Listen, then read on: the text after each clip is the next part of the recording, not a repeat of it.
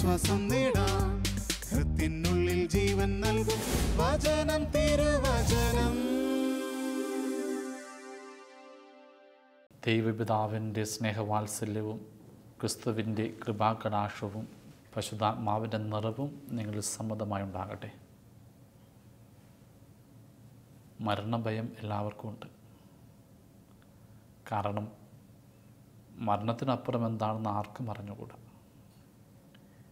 ഈ ലോകത്തെക്കുറിച്ച് വ്യക്തമായ അവബോധം നമുക്കുണ്ടാകും. കാരണം എല്ലാം നാം കാണുന്നു. എന്നാൽ മരണത്തിനപ്പുറം എന്താ? ആകാംക്ഷ മാത്രം. ചില സാധ്യതകൾ ഉള്ളിലുണ്ടെങ്കിലും എല്ലാവരും മരണത്തെ ഭയപ്പെടുന്നുണ്ട്. ഭയപ്പെടുത്തുന്ന പലതും നമ്മുടെ ചുറ്റുമുണ്ട്. യുദ്ധം, കലഹം, ദാരിദ്ര്യം, പട്ടിണി, ആക്രമണമൊക്കെ. പക്ഷേ അതൊക്കെ എത്തിച്ചേർക്കുന്നതൊടുവിൽ മരണഭയത്തിലാണ്. പൗലോസ് അപ്പോസ്തലൻ പറയുന്നത് മരണമാണ് ഒരുവൻ്റെ അവസാനത്തെ ശത്രുവെന്ന. നമ്മളെല്ലാത്തിനെയും തോൽപ്പിച്ച് വിജയിച്ചാലും ഒടുവിൽ ഇതിന് മുമ്പ് തോറ്റുപോവുക തന്നെ ചെയ്യും. ഇന്നോളം നമ്മൾ മരണത്തെ തോൽപ്പിച്ചിട്ടില്ല. എല്ലാവരും സമന്മാരാകുന്നത് ഈ മരണത്തിന് മുമ്പിലാണ്. ഒരു സിംത്തേരിയിലേക്ക് വരിക. ഒരു കൊച്ചുകുട്ടി തൻ്റെ ജീവിതത്തിലേക്ക് കടന്നു വരുന്ന ആദ്യ ദശകത്തിൽ തന്നെ മരിച്ചതിൻ്റെ കല്ലറയുടെ അടയാളം ഉണ്ടാകും. ഈ ലോകത്തിൻ്റെ ഏറ്റവും സൗന്ദര്യവുമുള്ള ഒരു പെൺകുട്ടി പോലും അടക്കം ചെയ്ത് മണ്ണായി ഒടുവിൽ പുഴുവായിട്ട് തീർന്നിട്ടുണ്ടാകും. ഈ ലോകത്തിൻ്റെ അറിവുകൾ മുഴുവനും ഉണ്ടെന്ന് അഹങ്കരിക്കുന്ന ഒരു ജ്ഞാനി പോലും മണ്ണായിട്ട് തീർന്നിട്ടുണ്ടാകും. ഈ ലോകത്ത് ഒരുപാട് സമ്പാദ്യങ്ങളുണ്ടെന്ന് അഹങ്കരിക്കുന്ന ധനവാൻ പോലും അവസാനം വെറുമൊരു മാർബിൾ തറയ്ക്കുള്ളിലാണ്. ഒടുവിൽ നമ്മളും അവിടെ എത്തും. അതെ, എല്ലാവരെയും സമന്മാരാക്കുന്നിടത്തിൻ്റെ പേരാണ് സെമിത്തേരി. മരണം എല്ലാവരും ഒരുപോലെ ആക്കുന്നു. എല്ലാവരും ഭയപ്പെടുന്ന, ഭീതിയോടെ കാണുന്ന ഈ മരണത്തെ യേശു എങ്ങനെയാണ് നേരിട്ടത് എന്നതാണ് ഇന്ന് നാം ധ്യാനിക്കേണ്ടത്. ഓർക്കുക, അതൊക്കെ വെള്ളിയാഴ്ച ജെറുസലേമിൻ്റെ അതിർത്തിയിൽ കാൽവരിയിൽ മരക്കുരിശിൽ യേശു കിടക്കുകയാണ്. എല്ലാവരും ഭയപ്പെടുന്ന മരണം വന്നു ചേരുന്ന നിമിഷം എന്ത് സംഭവിച്ചു? സൂര്യൻ ഇരുണ്ടുപോയി. ചുറ്റും നിശബ്ദതയായിരുന്നു. മരണം അവൻ്റെ ജീവിതത്തിലേക്ക് കടന്നു വന്നപ്പോൾ അവൻ മരണത്തെ സ്വീകരിച്ചത് എങ്ങനെയാണ്? Lord, into your hands I commend my spirit എന്ന് പറഞ്ഞുകൊണ്ടാണ്. പിതാവേ, എൻ്റെ ആത്മാവിനെ നിൻ്റെ കരങ്ങളിൽ സമർപ്പിക്കുന്നുവെന്ന്. ഏറ്റവും ഭീതിതമായ, സങ്കടം നിറഞ്ഞ, ദുരന്തം നിറഞ്ഞ ആ സഹനത്തിൻ്റെ മരണത്തിൻ്റെ വക്കിൽ അവൻ പിതാവിനെ വിളിച്ചു. സ്നേഹത്തോടെ ദൈവത്തെ അവൻ വിളിച്ച വാക്കാ പിതാവ്. അവന് മരണഭയമില്ലായിരുന്നു. അവനെ സംബന്ധിച്ചിടത്തോളം മരണം എന്നത് സ്വന്തം ആത്മാവിനെ ദൈവപിതാവിൻ്റെ കരങ്ങളിൽ സമർപ്പിക്കുന്നതായിരുന്നു. ഓർക്കണം, ആ കുരിശിൽ ആ മരണത്തിന് തൊട്ട് മുമ്പ് 15 മണിക്കൂറോളം അവൻ കിടന്നത് ദുഷ്ടരായ മനുഷ്യരുടെ കരങ്ങളിലാണ്. അവർ അവനെ നിന്ദിക്കുന്നുണ്ട്, വേദനിപ്പിക്കുന്നുണ്ട്, മുറിവേൽപ്പിക്കുന്നുണ്ട്, മുഖത്ത് തുപ്പുന്നുണ്ട്, അടിക്കുന്നുണ്ട്, നഗ്നനാക്കുന്നുണ്ട്, കരങ്ങളിൽ ആണി തറക്കുന്നുണ്ട്. എല്ലാ വേദനകൾക്കും ശേഷം മരണത്തിന് മുമ്പിൽ യേശു സ്വന്തം പ്രാണനെ പിതാവിൻ്റെ കരങ്ങളിലാണ് സമർപ്പിച്ചത്. അവനെ സംബന്ധിച്ചിടത്തോളം മരണമല്ല, ദൈവപിതാവിൻ്റെ കരങ്ങളിൽ സ്വന്തം ജീവിതവും ആത്മാവും സമർപ്പിക്കുന്ന നിമിഷമായിരുന്നു. ഈ അവസാനത്തെ വാക്ക് സങ്കീർത്തനം 31 ആണെന്നാണ് വേദപണ്ഡിതന്മാർ പറയുന്നത്. അത് സ്വാഭാവികമായിട്ട് എല്ലാ യഹൂദ ജനങ്ങളും പഠിച്ച് മനഃപ്പാഠമാക്കുന്നൊരു സങ്കീർത്തനമാണ്. കൊച്ചുകുട്ടിയെ അമ്മ ഉറങ്ങുന്നതിന് മുമ്പ് പറഞ്ഞ് പഠിപ്പിക്കുന്ന പ്രാർത്ഥന. ഏതൊരു യഹൂദ കുഞ്ഞും ആദ്യം പഠിക്കുന്ന പ്രാർത്ഥന ഇത്. ഉറക്കത്തിലേക്ക് പോകുന്നതിന് മുമ്പ് ദൈവപിതാവിൻ്റെ കരങ്ങളിൽ സമർപ്പിച്ചുറങ്ങണമെന്ന പ്രാർത്ഥനാശീലം. അതാണ് യേശുനാഥൻ കുരിശിൽ ആവർത്തിച്ചത്. ഒരു കുഞ്ഞ് കിടക്കയിൽ ഉറങ്ങുന്നത് പോലെ യേശുനാഥൻ കുരിശിൽ ഉറങ്ങി. മരണം അവനെ സംബന്ധിച്ചിടത്തോളം ഒരു ഉറക്കം മാത്രമാണ്. ലാസറിനെ ഉയർപ്പിച്ചിട്ട് അവൻ പറഞ്ഞത് ഉറങ്ങുകയാണെന്നല്ലേ. എല്ലാ മരണവും ഉറക്കം തന്നെയാണ്. നിത്യമായ ഉറക്കത്തിലേക്ക് പോകുന്നതിന് മുമ്പ് യേശുനാഥൻ ആ സങ്കീർത്തന പ്രാർത്ഥന ആവർത്തിച്ചു. എൻ്റെ ആത്മാവിനെ നിൻ്റെ കരങ്ങൾ സമർപ്പിക്കുന്നുവെന്ന്. യേശുവിനറിയുന്ന, യേശുവിൻ്റെ മരണം ധ്യാനിക്കുന്നവർക്ക് ഇതുപോലെ സ്നേഹത്തോടെ സന്തോഷത്തോടെ മരണത്തെ നേരിടാനൊരു ആർജവം കിട്ടും. വേണം. മരണം ഭീതിതമായ ഒരു സത്യമൊന്നുമല്ല, അതൊരു വാതില. ദൈവത്തിൻ്റെ കരങ്ങളിലേക്ക് പ്രവേശിക്കാനുള്ള വാതിൽ എന്ന തിരിച്ചറിവിൻ്റെ വെട്ടം ക്രിസ്തുവിൻ്റെ മരണം നമുക്ക് തരും. ഓർക്കുകയാണ്, ഒരു കഥയാണ്. ഒരു കുഞ്ഞിന് മാരകമൊരു രോഗം വന്നു. തിമിർത്ത് കളിക്കുന്ന പ്രായത്തിലാണ് അവന് രോഗം വന്നത്. പതിയെ കൂട്ടുകാരോടൊപ്പം കളിക്കാൻ അവന് പറ്റുന്നില്ല. ആരോഗ്യം ക്ഷയിച്ചു. എപ്പോഴും വീട്ടിലാണ്. അവന് സങ്കടമുണ്ട്. രോഗം അവനെ കീഴടക്കിക്കൊണ്ടിരിക്കുന്നെന്ന ബോധ്യം അവന് വരുന്നുണ്ട്. എങ്കിലും അവൻ്റെ സങ്കടം മാറ്റാൻ തൊട്ടടുത്തിരുന്നു കൊണ്ട് അമ്മ കഥകൾ പറഞ്ഞു കൊടുക്കും. പലവിധ യുദ്ധകഥകൾ, ധീരകഥകൾ. ഒരു ദിവസം അങ്ങനെ ഒരു യുദ്ധകഥയാണ് അവൻ പറഞ്ഞത്. യുദ്ധം ചെയ്ത് ഒരുപാട് പടയാളികൾ വീണ് അവസാനം ആ യുദ്ധം വിജയിക്കുന്ന കഥ പറഞ്ഞ് അവസാനിച്ചപ്പോൾ അതുവരെയും മകൻ്റെ ഉള്ളിൽ ഒളിച്ചു വെച്ചിരുന്നൊരു സംശയം ആ മകൻ അമ്മയോട് ചോദിക്കുകയാണ്. അമ്മേ, മരണം എങ്ങനെയാണ്? അതെന്നെ വേദനിപ്പിക്കുമോ? അമ്മ പെട്ടെന്ന് വല്ലാതായി. രോഗം മൂർജിച്ച് മരണത്തിലേക്ക് പോകുന്ന ഇവൻ്റെ ഉള്ളിലെ സങ്കടമാണ് ആ ചോദ്യമെന്ന് തിരിച്ചറിഞ്ഞതുകൊണ്ട് ഉള്ളിലെ വേദന അവനെ കാണിക്കാതിരിക്കാൻ പെട്ടെന്ന് അമ്മ എഴുന്നേറ്റ് അടുത്ത മുറിയിലേക്ക് പോയി. കണ്ണീരോടെ ദൈവത്തോട് പ്രാർത്ഥിച്ചു, ദൈവമേ, അവൻ്റെ ആ ചോദ്യം ഏറ്റവും പ്രധാനപ്പെട്ടൊരു ചോദ്യമാണ്. അവൻ എന്ത് പറഞ്ഞ് ബോധ്യപ്പെടുത്തും? നീ തന്നെ എനിക്ക് വെളിപ്പെടുത്തിത്താ. എന്തൊരു ദൈവിക അനുഭവം അമ്മയ്ക്ക് കിട്ടി. പെട്ടെന്ന് മുഖം കഴുകി സന്തോഷത്തോടെ മകൻ്റെ അടുത്തേക്ക് തിരികെ വന്നു. അവനെ മടിയിലിരുത്തിയിട്ട് പറഞ്ഞു, മകൻ, നീ ചോദിച്ചില്ല മരണം എന്താണെന്ന്. ഞാൻ പറയാം. പണ്ട് നീ കളിക്കാൻ കൂട്ടുകാരോടൊക്കെ പോകും. വൈകിട്ട് മുഴുവനും കളിച്ച് തിമിർത്ത് അവസാനം ക്ഷീണിച്ച് തിരികെ വരും. എന്നിട്ട് ഭക്ഷണം കഴിച്ച് നീ ഏതെങ്കിലുമൊക്കെ ഒരു കിടക്കയിൽ കസേരയിലൊക്കെ ഇരിക്കും. വൈകിട്ട് മുഴുവനും കളിച്ച് തിമിർത്തത് കൊണ്ട് ക്ഷീണം മൂലം നീ പെട്ടെന്ന് ഉറങ്ങിപ്പോകും. പക്ഷേ പ്രഭാതത്തിൽ നീ എഴുന്നേൽക്കുമ്പോൾ നിനക്കറിയാം നീ നിൻ്റെ മുറിയിൽ നിൻ്റെ കിടക്കയിലായിരിക്കുമെന്ന്. കാരണം വൈകി വരുന്ന നിൻ്റെ ഡാഡി നിന്നെ സ്വന്തം തോളിലെടുത്ത് നീ കിടക്കേണ്ട ഉചിതമായ സ്ഥലത്ത് വന്ന് കിടത്തും. മരണം ഇതുപോലെ തന്നെയാണ്. ജീവിതത്തിൽ ക്ഷീണം വരുമ്പോൾ ഒരു ഉറക്കമാണ്. ഉണരുമ്പോൾ ദൈവം അവൻ നിനക്ക് വേണ്ടി കരുതി വെച്ചിടത്ത് നീ ഉണ്ടായിരിക്കും. നമ്മുടെ വാക്ക് അവൻ്റെ മുഖത്ത് എന്തെന്നുള്ള അതൊരു ആശ്വാസം കൊടുത്തു. കുറേ നാൾ കഴിഞ്ഞപ്പോൾ അവൻ മരിച്ചു. പക്ഷേ നിരാശപ്പെട്ടല്ല. കാരണം അവനറിയാം അവൻ്റെ പിതാവായ ദൈവം അവനെ തോളിലെടുത്തുകൊണ്ട് അവന് വേണ്ടി ദൈവം നിശ്ചയിച്ചിടത്തേക്ക് കൊണ്ടുപോകുമെന്ന പ്രതീക്ഷയുടെ വാതിലാണ് മരണമെന്ന്. ആ ഒരു തിരിച്ചറിവ് നമുക്കുണ്ടോ? നാം നിരാശപ്പെടുന്നു. മരണഭീതി കൊണ്ട് ഓടുന്നു, അകലുന്നു. മരണമെന്ന സത്യത്തെ നേരിടാൻ വേണ്ടി ലോകസുഖങ്ങളിൽ സ്വയം മയങ്ങി ജീവിക്കുന്നു. മദ്യത്തിൻ്റെയും മയക്കുമരുന്നിൻ്റെയും ലോക ആസക്തിയുടെ പിന്നിൽ ഒരു ഒളിച്ചോടാൻ കാരണം മരണമെന്ന നിത്യസത്യത്തെ നേരിടാതിരിക്കാനുള്ള വഴിക്ക് വേണ്ടിയാണ്. എന്നാൽ യേശുനാഥൻ പഠിപ്പിക്കുന്നുണ്ട്, മരണം ഭയപ്പെടാനുള്ളൊരു സത്യമെന്നല്ല, അതൊരു വാതിലാണെന്ന്. ദൈവപിതാവിൻ്റെ കരങ്ങൾ സ്വന്തം ആത്മാവിനെ സമർപ്പിക്കാനുള്ള വഴിയാണെന്ന്. ക്രൈസ്തവ വിശ്വാസമുള്ളവർ ആ വെളിച്ചത്തിലെ മരണത്തെ സ്വീകരിക്കുക. ഓർത്ത് നോക്കുക, വിശുദ്ധ ഫ്രാൻസിസ് അസീസി മരണത്തെ സ്വീകരിച്ചത് എങ്ങനെയാണെന്ന്. ശിഷ്യന്മാരൊക്കെ സങ്കടപ്പെട്ട് ചുറ്റുമിരുന്നപ്പോൾ ആത്മീയമായൊരു ലഹരിയിൽ ഫ്രാൻസിസ് വിളിച്ചു പറഞ്ഞു, മരണമേ സോദരി കടന്നു വരാൻ. ഭീതിയോടല്ല, സന്തോഷത്തോടെയാണ് ഫ്രാൻസിസ് അസീസി കടന്നു പോയത്. യേശുവിനെ ഓർക്കുക. യേശുനാഥൻ പലവട്ടം ജെറുസലേമിലേക്ക് കടന്നു വന്നു. എന്നാൽ അവസാനം പീഡക സഹിക്കുവാനും മരിക്കാനുമായിട്ട് കടന്നു വന്നപ്പോൾ അവനൊരു സന്തോഷത്തിൻ്റെ തികവാർന്ന യാത്രയിലായിരുന്നു. കഴുതപ്പുറത്ത് അവൻ പ്രവേശിച്ചു. രാജകീയമായി അവൻ കടന്നു വന്നു. ജനങ്ങൾ അവന് വേണ്ടി വഴിയൊരുക്കി ഹോശാന ഗീതങ്ങൾ പാടി. മരിക്കാൻ അവൻ ആഘോഷത്തോടെ കടന്നു വന്നു. ഓർക്കണം, അന്ത്യത്താഴ സമയത്ത് സ്വന്തം ശരീരരക്തങ്ങൾ പങ്കുവെച്ച് കൊടുത്തതിന് ശേഷം സുവിശേഷം പറയുന്നു, സ്വസ്ഥഗീതം പാടിയാണ് അവൻ ഒലിവുമലയിലേക്ക് പോയതെന്ന്. മരണത്തെ സന്തോഷത്തോടെ സ്നേഹത്തോടെ അവൻ സ്വീകരിച്ചു എന്നതാണ് അവൻ്റെ ദൈവികതയുടെ അടയാളം. നമ്മൾ ഭീരുക്കളാണ്. മരണഭയം നമ്മളെ ഭയിച്ചുകൊണ്ടിരിക്കുന്നു. എന്തുകൊണ്ട്? മരണത്തിനപ്പുറമുള്ള ജീവിതത്തിൻ്റെ മൂല്യം നാം തിരിച്ചറിയാത്തത് കൊണ്ടാണ്. ഒരു മരണാവബോധം നമ്മുടെ ജീവിതത്തിൽ നയിക്കണം. ഈ ഭൂമിയിലെ സ്വാർത്ഥതകൾ പാഴാണെന്ന്. ഈ മരണം നമ്മെ യേശുവിൻ്റെ ഭവനത്തിലേക്ക് കൊണ്ടുപോകണമെങ്കിൽ അതിനുവേണ്ടി നാം ഒരുങ്ങണം. ശ്രീബുദ്ധൻ പറഞ്ഞിട്ടുണ്ട്, മരണചിന്ത ഏറ്റവും വലിയൊരു ധ്യാനമാണെന്ന്. ബുദ്ധനെ ബുദ്ധനാക്കിയത് പോലും മരണചിന്തയാണെന്ന് ഓർക്കുക. അവൻ്റെ ജീവിതം നമുക്കറിയാം.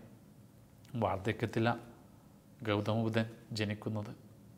രാജാവ് തൻ്റെ മകൻ ജനിച്ചപ്പോൾ ജ്യോതിഷന്മാരൊക്കെ വിളിച്ചിട്ട് ചോദിക്കുന്നുണ്ട്, ഇവൻ ഭാവിയിൽ ആരായി തീരുമെന്ന്. പലരും പറഞ്ഞു ഇവൻ അജയനായി മാറും, ലോകപ്രശസ്തനാകുമെന്ന്. എന്നൊരാൾ പറഞ്ഞത് തീർച്ചയായിട്ടും അവൻ രാജകൊട്ടാരവും പ്രതാപവുമൊക്കെ ഉപേക്ഷിച്ചൊരു സന്യാസിയാകുമെന്ന്. വളരെ അസ്വസ്ഥപ്പെട്ടുകൊണ്ട് അപ്പോൾ രാജാവ് ചോദിക്കുന്നു, എൻ്റെ മകൻ അങ്ങനെ ഉപേക്ഷിക്കാൻ ഞാൻ ഒരിക്കലും സംഭവിക്കില്ല, എന്താണ് ഞാൻ തടയായിട്ട് ചെയ്യേണ്ടതെന്ന്. അപ്പോൾ ആ ജ്യോത്സ്യൻ പറഞ്ഞത്, മരണചിന്തയിൽ നിന്നും അവൻ ഒഴിവാക്കി നടത്തണം. എപ്പോഴും നല്ലതും സന്തോഷവും സൗഭാഗ്യവും മാത്രം അവൻ ജീവിക്കണം.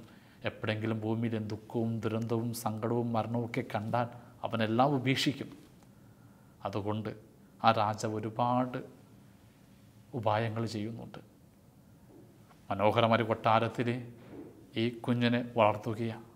തോട്ടത്തിൽ ഒരു പച്ചില മഞ്ഞയാകുന്നത് പോലെ അവൻ കാണാതിരിക്കാൻ രാത്രി രാമായണം അത് വൃത്തിയാക്കും. സുന്ദരികളും സുന്ദരന്മാരും മാത്രം അവൻ ചുറ്റും പരിചാരകരായിട്ട് നിന്നു. ഒരിക്കൽ പോലും ലോകത്തിൻ്റെ മോശപ്പെട്ട മുഖം അവൻ കാണാതെ വളർന്നു 30 വയസ്സെത്തു. അവസാനം ഒരു ഉത്സവത്തിന് അവൻ പോകുമ്പോഴാണ് ലോകത്തിൻ്റെ സങ്കട ദുഃഖ യാഥാർത്ഥ്യങ്ങൾ അവൻ തിരിച്ചറിയുന്നത്. കാണുന്നുണ്ട് ഒരു വൃദ്ധനായ മനുഷ്യനെ. കണ്ടിട്ട് അതാരാണെന്ന് ചോദിച്ചപ്പോൾ അവൻ്റെ സാരഥിയാണ് പറഞ്ഞത്, വാർദ്ധക്യമെന്നൊരു രോഗം അവന് വന്നതാണ്. നിൻ്റെ സുന്ദരമായ തുലികൾ പതിയെ പതിയെ മോശപ്പെട്ടതാകും, നിൻ്റെ മുടി നനക്കും വാർദ്ധക്യം വരും. അതൊരു തിരിച്ചറിവായിരുന്നു. പിന്നീട് മുന്നോട്ട് പോയപ്പോഴാണ് ഒരു രോഗിയെ കാണുന്നത്. ആ രോഗിയുടെ അവസ്ഥ കണ്ടപ്പോൾ വീണ്ടും സാധ്യത പറയുന്നുണ്ട്, നിനക്കിപ്പോൾ ആരോഗ്യവും സൗന്ദര്യമൊക്കെ ഉണ്ട്, പക്ഷെ കുറേ നാൾ കഴിയുമ്പോൾ രോഗമെന്ന പീഡ നിൻ്റെയും കീഴടക്കും. ഒടുവിൽ കണ്ടത് മരിച്ചൊരാളുടെ ചിതയാണ്. അതുകൂടി കണ്ടതിന് ശേഷം നിരാശപ്പെട്ടുകൊണ്ട് അവൻ തിരികെ കൊട്ടാരത്തിലേക്ക് വരികയാണ്. വരുന്ന വഴി മധ്യേ അവൻ കാണുന്നത് ഒരു സന്യാസിയാണ്, കാവ്യവസ്ത്രം ധരിച്ച സന്യാസി. ആർഭാടം നിറഞ്ഞ ലോകത്ത് എന്തുകൊണ്ടാണ് ഇവൻ സന്യാസ വസ്ത്രം ധരിച്ച് നടക്കുന്നതെന്ന് ശ്രീബുദ്ധൻ ചോദിച്ചപ്പോൾ സാരഥി വീണ്ടും പറഞ്ഞു, ഈ മനുഷ്യൻ രോഗം കണ്ടു, വാർദ്ധക്യം കണ്ടു, മരണം കണ്ടു. അപ്പോൾ അവന് മനസ്സിലായി ജീവിതത്തിനൊരു അർത്ഥമില്ലെന്ന്. അതുകൊണ്ട് അവനെല്ലാം ഉപേക്ഷിച്ച് പരലോക ജീവിതം ആരംഭിച്ചതെന്ന്. അന്ന് രാത്രിയാണ് ശ്രീബുദ്ധൻ കൊട്ടാരം ഉപേക്ഷിച്ചത്. എന്തിന്? ഈ ലോകത്തെ ജീവിതത്തിനപ്പുറം ഒരു ജീവിതമുണ്ടെങ്കിൽ ഈ ജീവിതം കൊണ്ട് തന്നെ അത് കണ്ടെത്തണമെന്ന തിരവില അവനെല്ലാം ഉപേക്ഷിച്ച് പോയത്. ശ്രീബുദ്ധനാകാൻ, ബോധോദയം കിട്ടാൻ. ഒരു മരണാവബോധ ചിന്ത നമ്മുടെ ജീവിതത്തെയും നവീകരിക്കണം. മരണം പേടിപ്പെടുത്തേണ്ട സത്യമൊന്നുമല്ല, അതിനപ്പുറം എന്തോ നിത്യസത്യങ്ങളുണ്ട്. ഈ ഭൂമിയിലായിരിക്കെ തന്നെ അതിന് നമുക്ക് അന്വേഷിക്കാൻ കഴിയണം. യേശുവിൻ്റെ മരണം അതാ പറയുന്നത്. അവൻ്റെ ഉയർപ്പ് അത് അതിരുന്നൊരു പ്രത്യാശയാണ്. നമുക്കറിയാം യേശു ഉയർക്കുന്ന ഈസ്റ്റർ രാത്രി തിരുക്കർമ്മങ്ങൾ എല്ലാ ലൈറ്റുകളും നമ്മൾക്കെടുത്തും ഇരുട്ടിൽ ഒരു പാസ്കൽ ലാമ്പ് മുഖ്യ പുരോഹിതൻ കത്തിക്കും. എന്നിട്ട് ക്രിസ്തുവിൻ പ്രകാശമെന്ന് പറഞ്ഞുകൊണ്ട് ജനമധ്യത്തേക്ക് 3 വട്ടം കടന്നു വരും. ലോകം ഇരുണ്ടു പോകുന്ന മഹാ ഇരുട്ട മരണം. എല്ലാവർക്കും ഇരുട്ടുണ്ടാകും. എന്നാൽ അതിനു മധ്യേ പ്രത്യാശയുടെ വിളക്കായിട്ട് വന്ന ഉദ്ധാനമാണ് ക്രിസ്തുവിൻ്റെ മരണാന്തര ജീവിതമെന്ന് തിരിച്ചറിയുക. മരണത്തിനപ്പുറം ഒരു ജീവിതമുണ്ടെന്ന പ്രത്യാശയുടെ വെട്ടമാണ് ക്രിസ്തുവിൻ്റെ ഉദ്ധാനം നമുക്ക് തരുന്നത്. തീർച്ചയായിട്ടും അവൻ ഉയർത്തില്ല എങ്കിൽ നമ്മുടെ ജീവിതത്തിന് അർത്ഥമില്ല. ഞങ്ങളുടെ പ്രസംഗങ്ങൾക്ക് അർത്ഥമില്ല. നമ്മുടെ വിശ്വാസങ്ങൾക്ക് കരുത്തില്ല. യേശു ഉയർത്തു. മരണത്തിനപ്പുറം നമുക്ക് എന്താണെന്ന് അറിഞ്ഞുകൂടാ. എങ്കിലും അവൻ അവിടെ നമുക്ക് വേണ്ടി കാത്തിരിപ്പെടുന്നത് പ്രത്യാശയാണ് നമ്മളെ നയിക്കേണ്ടത്. ഓർക്കുകയാണ്, ഒരു രോഗി രോഗക്കിടക്കയില, മാരകമായ രോഗമാണ്, മരണഭീതിയുണ്ട്. അവനെ പരിചരിക്കാൻ വന്ന ഡോക്ടറോടായിട്ട് ആ രോഗി ചോദിക്കുന്നുണ്ട്, നിങ്ങൾ എനിക്ക് പറഞ്ഞു തരുമോ മരണത്തിനപ്പുറം എന്താണെന്ന്? എന്തെന്നില്ലാത്തൊരു ഭീതി എനിക്കുണ്ട്. ഡോക്ടർ പറഞ്ഞു, മരണത്തിനപ്പുറം എന്താണെന്ന് എനിക്ക് അറിഞ്ഞുകൂടാ. സങ്കടത്തോടും നിരാശയോടും കൂടി അപ്പോൾ ആ രോഗി പറയുന്നുണ്ട്, നിങ്ങളൊരു ക്രിസ്ത്യാനിയല്ലേ, നിശ്ചയമായിട്ട് നിങ്ങൾ പറഞ്ഞു തരേണ്ട മരണത്തിനപ്പുറം എന്താണെന്ന്. നിങ്ങൾക്കറിയില്ല എങ്കിൽ പിന്നെ ആർക്കറിയാൻ പറ്റും? ഡോക്ടർ ഒന്നും പറഞ്ഞില്ല, മൗനമായി അയാളെ പരിചരിച്ചു. പിന്നെ പതിയെ ആ മുറിയുടെ വാതിലിനടുത്തെത്തിയപ്പോൾ വാതിൽ അടച്ചു കിടക്കുക. പിന്നിൽ പുറത്ത് എന്തൊക്കെയോ ഒരു സ്വരം, എന്തോ മാന്തലിൻ്റെ സ്വരം മാത്രം. പതിയെ ആ ഡോക്ടർ വാതിൽ തുറന്നപ്പോഴും ആ ഡോക്ടറിൻ്റെ വളർത്തുനായി സന്തോഷത്തോടെ മുറിയിലേക്ക് ചാടി വന്ന് വാലാട്ടി തൻ്റെ സ്നേഹം പ്രകടിപ്പിക്കാൻ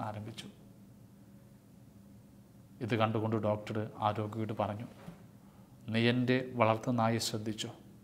അതൊരിക്കലും ഈ മുറിയിലേക്ക് വന്നിട്ടില്ല. ഇവിടെ എന്തെന്ന് പോലും അതിനറിഞ്ഞുകൂടാ. വാതിൽ അടഞ്ഞു കിടക്കുകയായിരുന്നു. പക്ഷെ ഞാൻ വാതിൽ തുറന്നതും ഒരു ഭയമോ വിറയലോ ഒന്നുമില്ലാതെ അത് ചാടി ഉള്ളിലേക്ക് വന്ന് സന്ധ്യ സന്തോഷം പ്രകടിപ്പിച്ചു. ഇതുപോലെ തന്നെയാണ് മരണമെന്ന വാതിലിനപ്പുറം എന്താണെന്ന് എനിക്കൊന്നും അറിഞ്ഞുകൂടാ. പക്ഷെ എൻ്റെ യജമാനൻ അവിടെ സ്നേഹത്തോടെ കാത്തിരിപ്പെട്ട്. അതുകൊണ്ട് മരണമെന്ന വാതിൽ തുറക്കപ്പെടുമ്പോൾ പരിഭവമോ പരാതിയോ ഒന്നുമില്ലാതെ ഞാൻ അതിലേക്ക് പ്രവേശിക്കും. അതാണ് സ്വർഗീയ ജീവിതം. പ്രിയമുള്ളവരെ, യേശു ഉയർത്തുവെന്ന പ്രത്യാശയ മരണത്തിന് മുമ്പിലുള്ള ഏറ്റവും വലിയ വെല്ലുവിളി. മരണം വരും, അതിനപ്പുറം എന്താണെന്ന് നമുക്ക് അറിഞ്ഞുകൂടാ. അത് ഒരജയനായ ശത്രു തന്നെ നമ്മളെ കീഴടക്കും. പക്ഷേ പരിഭവപ്പെടേണ്ട, അസ്വസ്ഥപ്പെടേണ്ട. കാരണം അതിനെ അതിജീവിച്ച് കടന്നുപോയ യജമാനനായ ക്രിസ്തു അതിന് മുമ്പിലുണ്ട്. പരിഭവമില്ലാതെ, നിരാശപ്പെടാതെ, പ്രാർത്ഥനയുടെ പ്രത്യാശയുടെ കരുത്ത് നമുക്ക് മരണത്തെ അതിജീവിച്ച് അവൻ്റെ കരം പിടിച്ച് മുന്നോട്ട് പോകാനാകണം. അവനാണ് മരണത്തെ വെല്ലുവിളിച്ചത്. കുരിശിൽ കിടന്നുകൊണ്ട് ഭയപ്പെടുന്ന മരണത്തെ അവൻ വിളിച്ചു പിതാവിൻ്റെ കരങ്ങളെ സമർപ്പിക്കുന്ന ജീവിതമാണ് മരണമെന്ന്. നമുക്ക് നമ്മുടെ ജീവിതത്തെ ദൈവപിതാവിൻ്റെ കരങ്ങളെ സമർപ്പിക്കാനാകണം. ഓർക്കുക, ക്രിസ്തു മരിച്ചു, എന്നിട്ടും മരിച്ചിട്ടില്ല. കാരണം അവൻ്റെ സാന്നിധ്യം ഇന്നും നമ്മുടെ ചുറ്റുമുണ്ട്. പലരും അവൻ മരിച്ചുവെന്ന് എന്നേക്കുമായിട്ട് നഷ്ടപ്പെട്ടുവെന്ന് വെല്ലുവിളിക്കുമ്പോഴും ആ മരണത്തിനപ്പുറം ജീവിതത്തിൻ്റെ തെളിവുമായിട്ട് അവൻ ഇപ്പോഴും നമ്മുടെ ചുറ്റുമുണ്ടെന്ന വെട്ടം നമുക്ക് മനസ്സിലാക്കാനാകണം. ഓർക്കുകയാണ്, കഴിഞ്ഞ കുറേയധികം നാളുകൾക്ക് മുമ്പ് എൻ്റെ മൊബൈലിലേക്ക് വന്ന ഒരു കുറിപ്പാണ്. ഈജിപ്തിൽ സംഭവിച്ചതാണ്. ഒരു മനുഷ്യൻ സ്വന്തം ജീവിത പങ്കാളിയെ കൊന്നു. കാരണം അയാൾ കാണാതെ ഭാര്യ ബൈബിൾ വായിച്ചു. കൂടാതെ 2 മക്കളുണ്ടായിരുന്നു, പെൺമക്കൾ. 8 വയസ്സുള്ള മൂത്ത മോളും പിന്നെ ഒരു കൈക്കുഞ്ഞും. ഭാര്യയെ കൊന്നതിന് ശേഷം ഇവരെ ജീവനോടെ അടുത്തുള്ളൊരു കുഴിമാടത്തിൽ അടക്കം ചെയ്ത് 3 പേരെയും. ആരും ഇത് കണ്ടില്ല. ഇയാൾ എന്നിട്ട് പോലീസിൽ കംപ്ലൈൻറ്റ് കൊടുത്തു, എങ്ങനെയോ ഇവരെ കൈമോശം വന്നുവെന്ന്. 15 ദിവസങ്ങൾ കഴിഞ്ഞപ്പോൾ അയൽവാസികളിൽ ഒരാൾ മരിച്ചു. ഇതേ കല്ലറയെ അടക്കം ചെയ്യുവാൻ കുടിയെടുത്തപ്പോഴ ജീവനോടെ ആ 2 പെൺകുഞ്ഞുങ്ങൾ. 15 ദിവസം കഴിഞ്ഞിട്ടും അവർ ജീവനോടെ എങ്ങനെ മണ്ണിനടിയിൽ? അത്ഭുതമായി, അന്വേഷണമായി ഒടുവിൽ അയാൾ പിടിക്കപ്പെട്ടു. എന്നാൽ എല്ലാവരുടെ മുമ്പിൽ ആ 2 കുട്ടികളുടെയും ജീവിതം ചോദ്യചിഹ്നമായിട്ട് നിന്നു. എങ്ങനെയാണ് ഇവർ 2 പേർക്ക് മണ്ണിനടിയിൽ 15 ദിവസം മുന്നോട്ട് പോകാനാകുക? ഈജിപ്തിലെ നാഷണൽ TV ചാനലിൽ ഈ 8 വയസ്സുള്ള കുഞ്ഞുമായിട്ടൊരു അഭിമുഖം നടത്തുകയാണ്. ചോദിച്ചു, എങ്ങനെ നിങ്ങൾ രക്ഷപ്പെട്ടുവെന്ന്. ചിരിച്ചുകൊണ്ട് ആ നിഷ്കളങ്കയായ പെൺകുട്ടി പറഞ്ഞു, മണ്ണിനടിയിലായിരുന്നപ്പോൾ എല്ലാ ദിവസവും ധവളവസ്ത്രം ധരിച്ച ഒരു യുവാവ് മുറിവുള്ള കരങ്ങളുമായിട്ട് ഞങ്ങളെ സ്നേഹിക്കുവാനായിട്ട് വരും, ഞങ്ങൾക്ക് ഭക്ഷണം തരും. തീർച്ചയായിട്ടും ആ കുഞ്ഞിന്, നിഷ്കളങ്കമായ കുഞ്ഞിന് ഇങ്ങനെ ഒരു കെട്ടുകഥ ഉണ്ടാക്കാൻ പറ്റില്ല. തീർച്ചയായിട്ടും മുറിവുള്ള ധവളവസ്ത്രം ധരിച്ച യുവാവ് ആരാണെന്നൊരു ക്രൈസ്തവ വിശ്വാസത്തെ സംബന്ധിച്ചിടത്തോളം നമുക്കറിയാം. അവതാരിക തന്നെ പറഞ്ഞു അത് മിശിഹായാണെന്ന്, യേശുവാണെന്ന്. ഇത് മാധ്യമങ്ങൾ നിറഞ്ഞുകൊണ്ടിരിക്കുക. വാട്സപ്പിലൂടെ ഇതിൻ്റെ നോട്ടുകൾ വളർന്നുകൊണ്ടിരിക്കുക. ഒരുപാട് തെളിവുകൾ ഇപ്പോഴും ഉണ്ട്. യേശു മരണത്തിനപ്പുറം ജീവിക്കുന്നതിൻ്റെ ഏറ്റവും വലിയ അടയാളങ്ങൾ. നമ്മളും മരിക്കും ഒരു നാൾ. പക്ഷേ മരണം നമ്മുടെ ജീവിതത്തെ ശൂന്യമാക്കുന്നില്ല. യേശുവിൻ്റെ കല്ലറ ശൂന്യമായതുപോലെ ഒരു നാൾ നമ്മുടെ കല്ലറകളും ശൂന്യമാകണം. അതിനായി മരണത്തെ ഭയപ്പെടുകയല്ല, സ്നേഹത്തോടെ അതിനെ ഉൾക്കൊള്ളാനാകണം. മരണഭീതി ജീവിക്കുകയല്ല, സ്വർഗത്തിൻ്റെ പ്രത്യാശയെ ജീവിക്കാനാകണം. ക്രിസ്തുനാഥൻ മരണത്തിനപ്പുറം കാത്തിരിപ്പുണ്ട്. ആകാംക്ഷയോടെയല്ല, പ്രത്യാശയോടെ ഒരു മരണാവബോധത്തെ ജീവിതത്തെ നമുക്ക് ക്രമപ്പെടുത്താം. നിത്യതയിൽ നാം ജീവിക്കണമെങ്കിൽ ഭൂമിയിൽ തന്നെ അതിനനുസരിച്ചുള്ള ജീവിതം നമുക്ക് ക്രമപ്പെടുത്തണം. സ്വാർത്ഥതകളും ധനമോഹങ്ങളും അഹങ്കാരവുമൊക്കെ വെടിഞ്ഞ് സ്വർഗമുഖമായി ജീവിതത്തെ നമുക്ക് ക്രമപ്പെടുത്താം. ദൈവം നമ്മളെ അനുഗ്രഹിക്കട്ടെ.